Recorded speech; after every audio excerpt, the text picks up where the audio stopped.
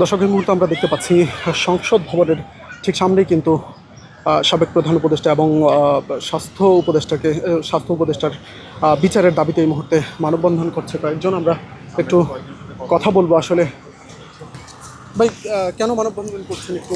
বাংলাদেশে এই হামে 500 শিশু মারা গেছে।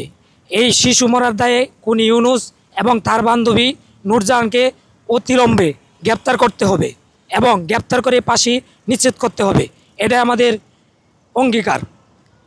কারণ বাংলাদেশে এর আগে কোনো সময় এতভাবে হামে আক্রান্ত হয়ে কোনো মানুষ মারা যায় নাই, কিন্তু 5ই আগস্টের পরে এভাবে মানুষ শিশু মারা গেছে।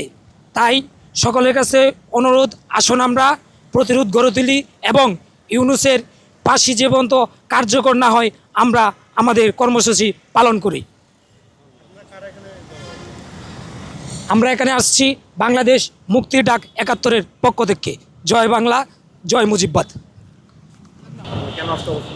আমরা অবস্থান কর্মসূচি করেছি কারণ এই ইউনূস সরকার 2007 সালের পর থেকে ইউনূস চাচ্ছিল যে বাংলাদেশকে কিভাবে এই উন্নয়নের ধারাকে নিমজ্জিত করা যায়। এটা বর্তমানে আমাদের যে কোমলমতি শিশু আছে এনারাই হচ্ছে আগামীর ভবিষ্যৎ, অর্থাৎ বাংলাদেশের যে কোমলমতি শিশুরা আছে এরাই হচ্ছে আগামীর ভবিষ্যৎ। আমাদের আগামীর ভবিষ্যৎকে সুপরিকল্পিতভাবে বিনষ্ট করার জন্য এই ইউনূস সরকার এবং তার সহযোগী এরা মিলে আমাদের এই সুসন্তানগুলোকে যাতে আগামীতে আমাদের বাংলাদেশের মুখ উজ্জ্বল না হয় এটার জন্য তারা পায়তারা করেছিল, যার কারণে হামের টিকা ইউনূসের থেকে বারংবার নিষেধাজ্ঞা দেওয়ার পরও তারা সংগ্রহ করে নেয়। আমরা এটার অত্যন্ত প্রতিবাদ জানাই এবং এটার অবশ্যই দৃষ্টান্তমূলক শাস্তি চাই। ইউনূস সরকারের দৃষ্টান্তমূলক শাস্তি এবং তাকে গ্রেপ্তার করে জনসম্মুখে ফাঁসির দাবি আন্দোলন করতেছি। আমাদের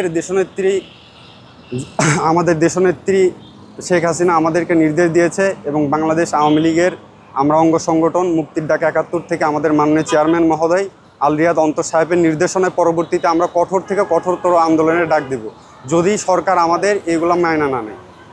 জয় বাংলা, জয় বঙ্গবন্ধু, জয় শেখ হাসিনা।